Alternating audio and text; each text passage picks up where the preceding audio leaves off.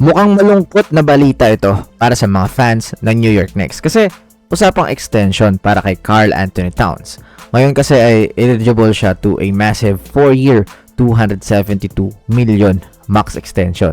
Tapos fresh pa sa kanilang title. Sila ang defending champions and halos karamihan sa kanilang mga players is bumalik to a friendly deal. So, ang tanong lang lahat, ganon din kaya ang mangyari kay Towns? Tatanggap ba siya ng friendly deal? So, honest opinion is not. Kasi na-fulfill mo na yung mission mo to be an NBA champion. Kumbaga, get the bag na sa next part ng buhay mo. Kasi, imposible talaga yung pera na ganyan sa Knicks. Lalo na meron ng promise kay Jalen Brunson na ibibigay sa kanya yung contract na sobrang laki. Kasi, yun nga, nagbigay siya ng discount noong una.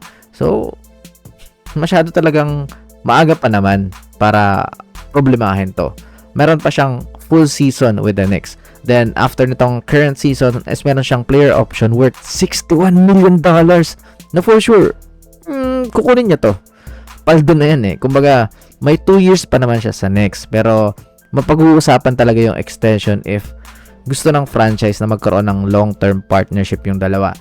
Ang laki din kasi ng contract ni OG Anunoby kaya nagkakaproblema talaga sila. Pero ang importante, yun nga, nakakuha na ng championship eh.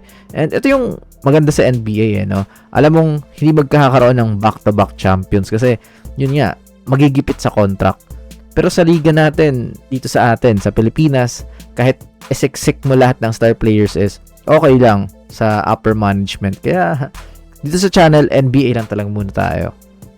Next, para sa Denver Nuggets, they will sign Looney Walker IV to a 1-year, $3.3 million deal.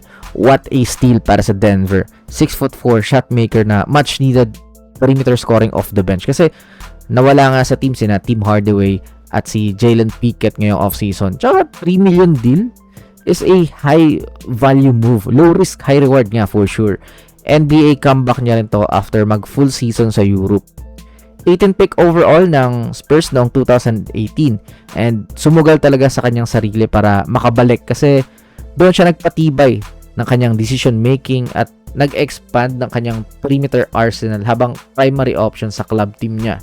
Nag-average ito sa EuroLeague ng 15.2 points per game and mas lalong na-develop yung kanyang half-court creation.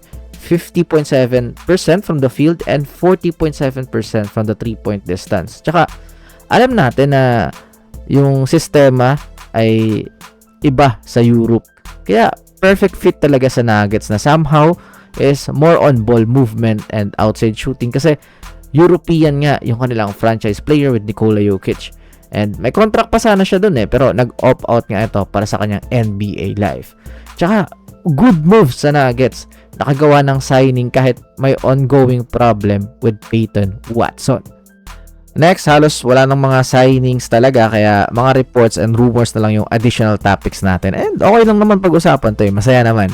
For the Miami Heat is, naghahanap pa rin sila. Syempre naman, hindi pa rin Bam at Giannis lang yung roster mo. Nawala si Tyler Hero, Norman Powell, Jaime Jaquez Jr. Walang-wala yung kanilang perimeter scoring ngayon. And weeks na rin to eh. Zach LaVine to Miami Heat. Yan yung potential solution if pumayag na yung Kings for a buyout. And si Zach LaVine mismo, nag-opt-in kasi si Zach sa kanyang final year worth $49 million. Kahit sino naman siguro na nasa pwesto niya, bumaba na yung value mo sa market. Kaya dun ka na sa sure ball na pera. Next year ka na mamroblema. Kasi isipin nyo, kung mag-opt-out siya, diba? Anong team ang mag-o-offer sa kanya ng $50 million per year, diba? Kaya solid decision kay LaVine. Kung personal yung usapan eh, ilagay niyo yung sarili niyo sa kanya, 'di ba? Tatanggapin niyo or mag-opt-in din kayo talaga eh. Malas lang ng Kings kasi another year of uncertainty na naman sila. Tsaka yung Miami Heat kasi is walang leverage to acquire LaVine via trade. Walang asset, pero kung buyout talaga, ayun yung pinaka solusyon kasi pwedeng mag-sign si LaVine sa Heat on a discount. Tapos makukuha niya naman yung buyout. Siguro hindi 49 million yun eh, mga 45 million.